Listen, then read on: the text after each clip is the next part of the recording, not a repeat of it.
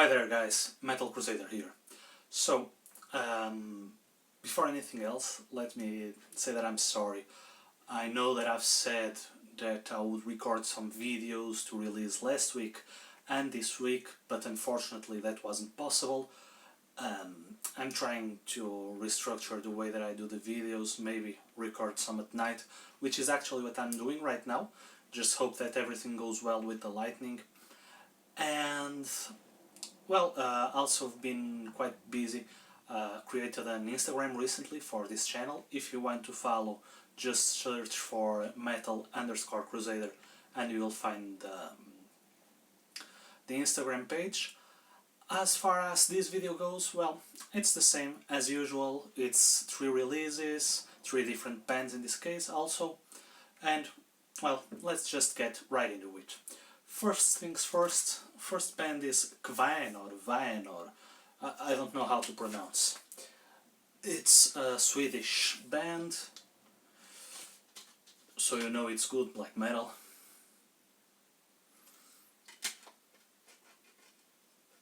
Let me just show you the booklet and I'll talk just a little bit about it.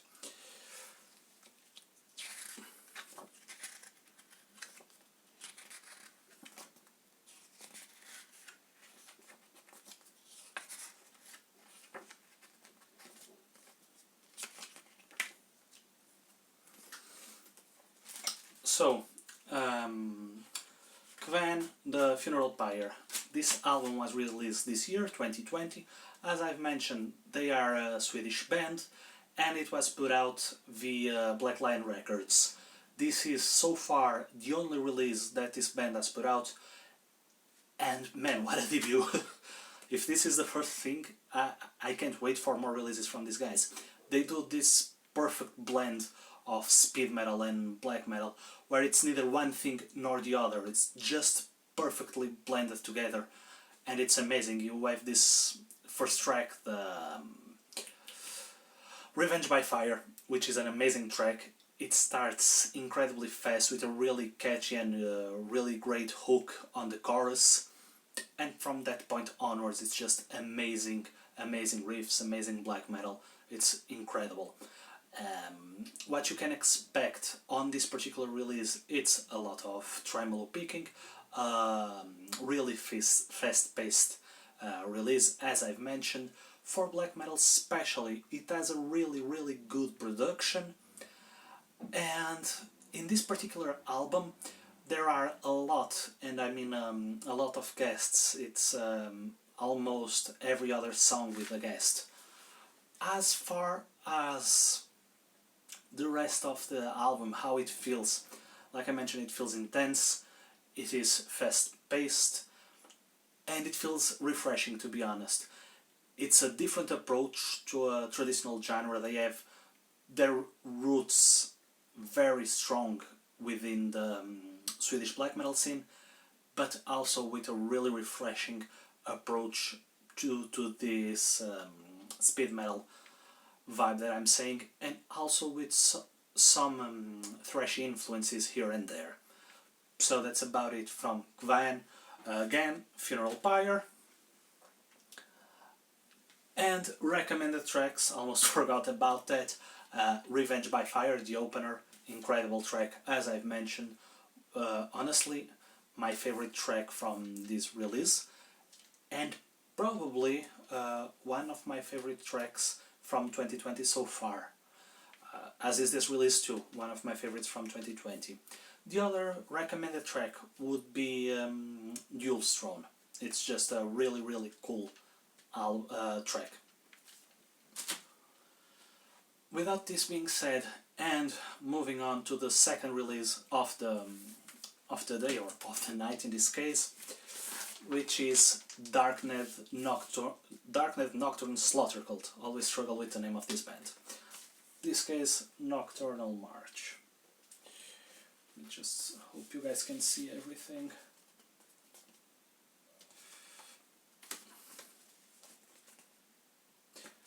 I usually have this mirror in the background to help me see what I'm showing, but today it's not being very useful, honestly. I have the cell phone right in front of my face and can't see to the mirror, so sorry if anything gets cut out. The insert, it's very, very simple. Oh, almost forgot to show you the LP, which would be a shame if you guys didn't see it, because let me tell you that this has to be one of the most beautiful LPs I own. The color is it's just spectacular. I don't know if you'll be able to see it, but it's, I don't know how they call it, it's red something, but it has this really blood-like quality to it. It's really, really cool. This album and this band, sorry, got lost a bit. This band is from Germany, the album is from 2004, and it was released independently, and it's their second full length.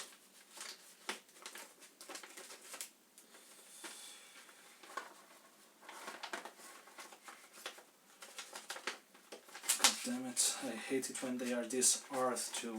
yeah.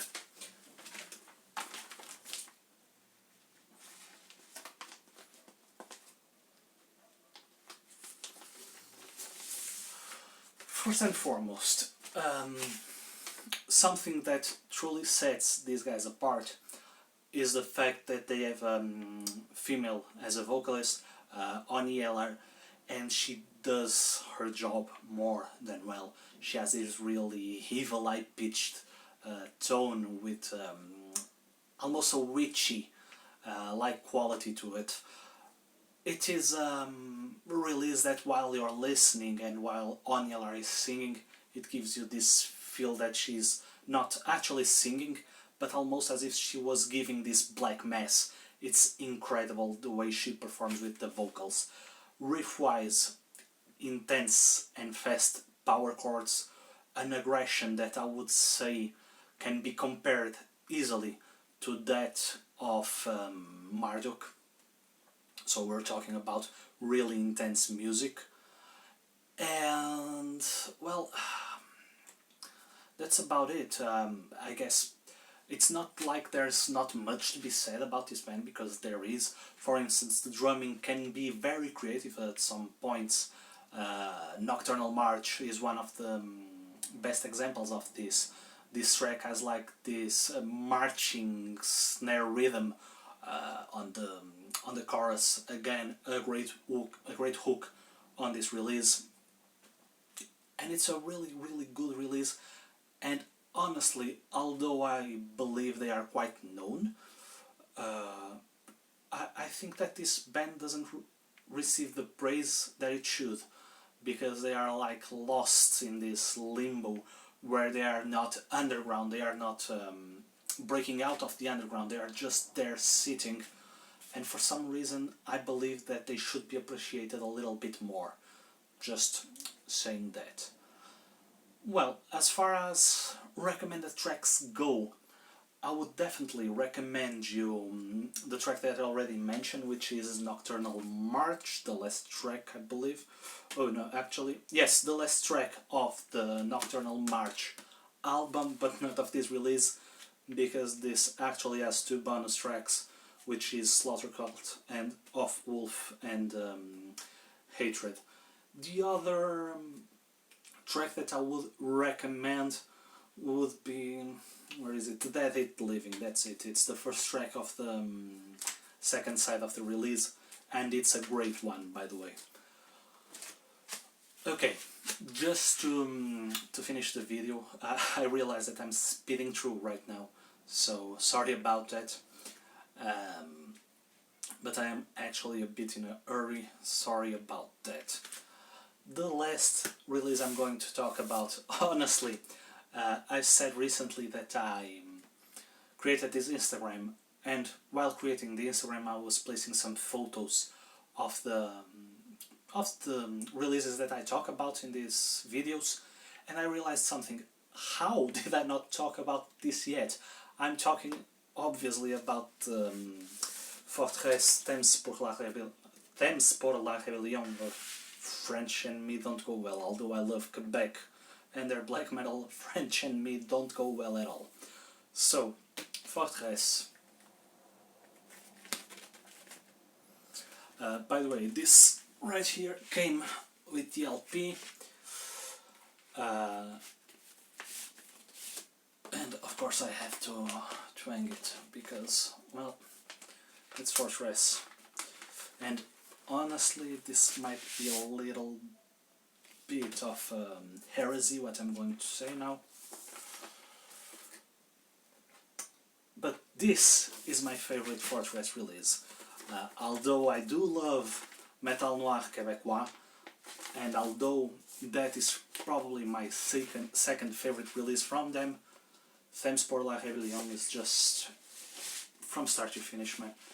There isn't a bad moment on this release. Not saying that on the other ones there are, but being honest with you, being fully honest, I believe it's more a matter of production than a matter of the songwriting itself, because Thèmes pour la Rébellion still has that rawish feeling, not being raw at all, and it's clear what everything is doing and what everyone is playing. And again, not saying that Metal Noir Québécois doesn't have that, but there is something else to this release. There is, man, go listen to, not just to this one, go listen to both, and I am certain you will find things that you will love. Now, this release was put out by Sepulchral Productions late on 2016 or 2015. I'm going to say 2016. This is their 5th full length, and considering the opener and some things I read online, I believe that this is a conceptual album. I'm not certain of that just because I don't speak French, but these guys are huge patriots. They are actually Quebecian separatists, and I know that the first track, just because it is called year of 1847, of the 1847, that date is related directly to the Patriots' War. And for what I read and for the little things I could understand, I believe that this is a conceptual album about that war, but I might be wrong there. Now, the album opens fierce, opens proud, melodic, atmospheric, as any other release from Forteresse. This gives no quarters. Again, I've been comparing this a little bit more with Metal Noir Québécois, just because, for instance, the other release from them that I talked about on this channel has a little more raw and a little more ambient production to it, which was L'Hiver de notre époque. These two releases, both Metal Noir Québécois and Thèmes pour la Rébellion, have some qualities in common. Have this intensity, this melody, this atmosphere, this pride is always constant. Again, like I believe any Forteresse release, even Hiver de notre époque, if you come to think about it, it's really guitar driven. It's clearly the guitar who's declaring the shots. And man, I have to say to you that this is one of my favorite releases of black metal from all time. It's that good. That's why I was so surprised that I haven't made yet a video talking about this release, and because it's incredible. It's just incredible. It's from start to finish. I'm going to give you the usual recommended tracks. In this case, it will be La Eau Nous Allons, track 3, okay? And Le Sang des Héros, track 1, 2, 3, 4, 5. It's easier like this. And track 5. Killer tracks, and this release just takes you to places. It really feels like this bold statement of pride, fury, and intensity. It's Forteresse. It's what they do best, and it's a great release. And well, I guess that's it. I guess I really sped through, didn't I? So, well, with that being said, as becoming usual now, I'm going to leave the the, the album's links in the description if you want to go check them out. And well, if, like I mentioned earlier, if you want to check out some other things that I usually do, go follow Metal Crusader. I'm going to post some written reviews there. Actually, I've already placed 3 them there already. And yeah, go check that out. If you enjoyed the video, share, like, subscribe, you know the usual. Hope you enjoyed. Until the next video, keep your horns up.